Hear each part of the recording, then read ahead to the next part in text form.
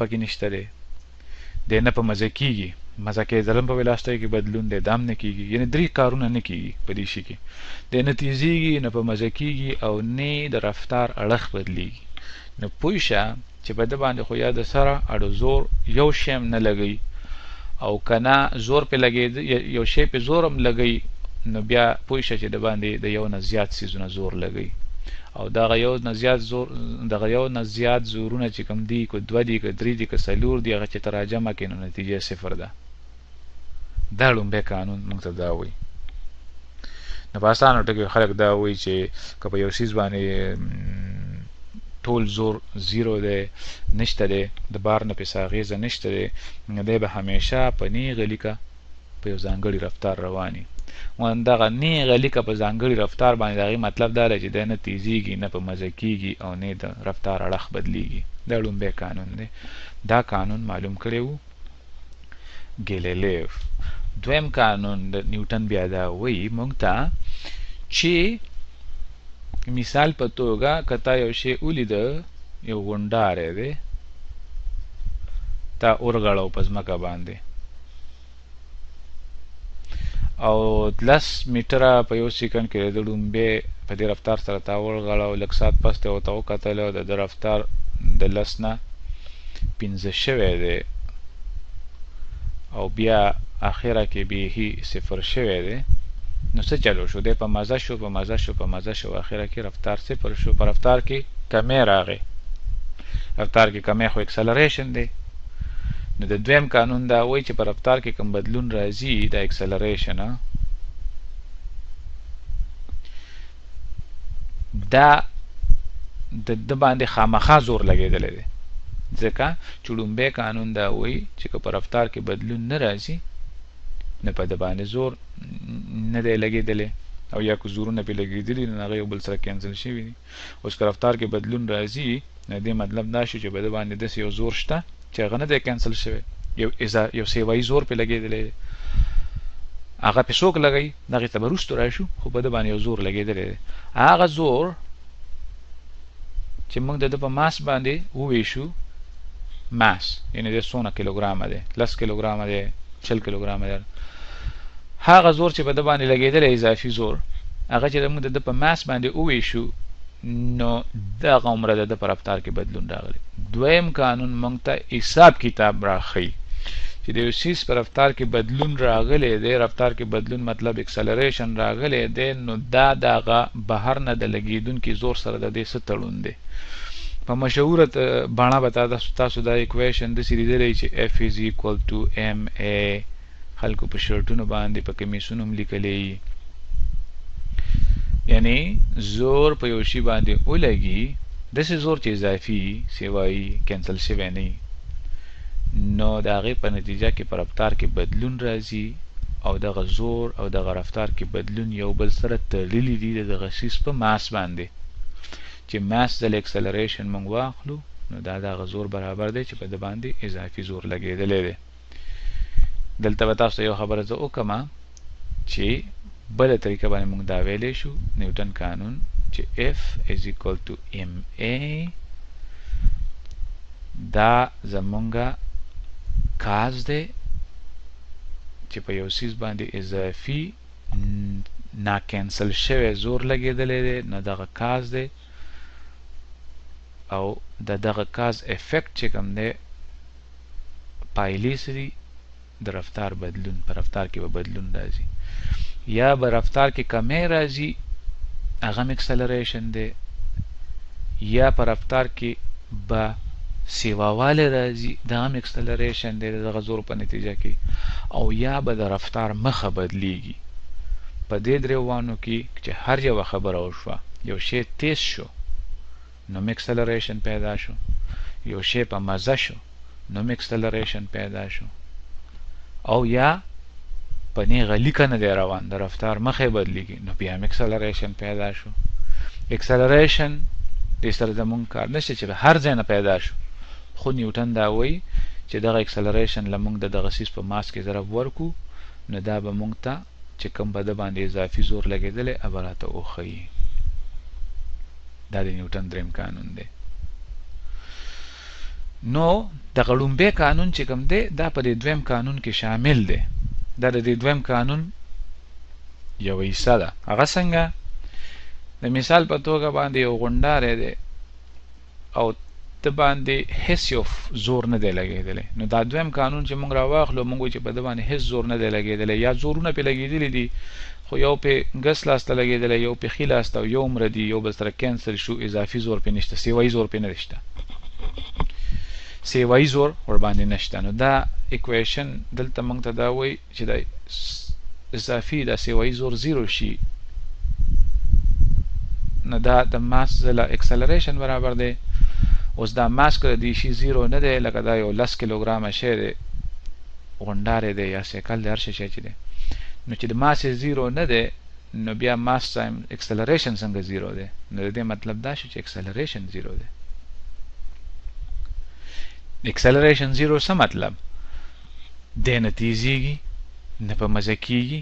او نه د رفتار اړخ بدلیږي نو جوړ شو ته کنه غلومبی قانون یو شی نه په مزه کیږي نه تیزیږي او نه د رفتار اړخ بدلیږي نو دغه په لومبي قانون کې موږ ویلو چې یو شی په نیغه لیکه په یو ځانګړي رفتار سره روان دی به د همیشه لپاره رواني کو په شرط د دې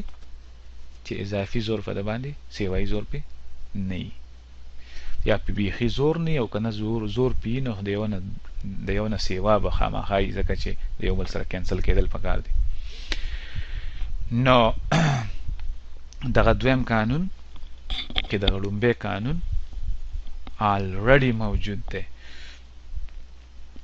دریم قانون چې کوم دی د نیوټن هغه زیات انټرسټینګ دی ډېر د مزې دی اسان دی په وینا کې خو ډېر ژور دی د فلسفې په حساب باندې چې څومره ورباندې سوچ کوې نو دومره سړی ورته اریانېږي او هغه دا وایي چې که تا په یو شي باندې زور ولګاوه دا قانون دا وایي لکه یو باکس راواخله په ځمکه باندې پروت دی د کوټې په فرش باندې او ته ولګېدې په دغې باندې دې زور ولګاو دیکه دې وله ورکړه دیکه دې ورکړه ښي لاس ته او 10 نیوټنه زور دی په لګاو د دې زور مونږ په کچ میچ په نیوټنو کې کوو خو دا به تاسو ته بیا زه ووایم چې خو زه فی الحال به دا وایم 10 نیوټنه زور دی په لګاو ښي لاس ته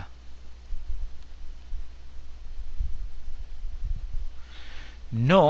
که په دې باکس باندې تا 10 نیوټنه زور ښي لاس ته ولګاو نو دا باکس به تا له هماغومره دیکه ګس لاس ته درکړي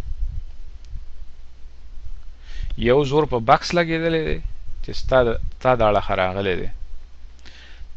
دا بل چې دی دا په تا لګېدلی دی او هغه هم 10 نیوټنه دی اکشن او ریاکشن په خپلو کې برابر وي اکشن به په یو شیز لګي ریاکشن به په بل شي لګي یعنی که تا په یو شي باندې زور ولګاو ښي لاس ته په تا به هغه څیز هغومره زور لګوي ګس لاس ته نو دا ځکه ډېر ژور قانون دی که تاسو سوچ وکئ نو مونږه هیڅ یو څیز له دیکه نشو ورکولی تر څو چې مونږ په خپله نه یې دیکه شوي ورسره په چپ اړخ کې یعنی دیوال له مونږ دیکه نشو ورکولی که دیوال مونږ واپس نشي دیکه کولی د دې مطلب دا شو یعنی د دې ډېر اسانه باندې پې ستاسو مونږ پوهېدی شو که ستاسو خیال وي نو یو دغه د دیوال به مثال به راولو دیوال ته که ته ډډه ووایې یعنی دلته دیوال ته ډډه شي دیوال ته دې ډډه وواله نو ته دیوال له دیکه ورکوې په دغه ډډې په وجه باندې ښي لاس ته دا ته ځکه ټینګې او نه غورځېږي چې دیوال تاله هم هغومره دیکه درکوي ګس لاس ته اوس به تاسو کتلي په کورونو کې چې په تناب باندې جامې راځوړند دي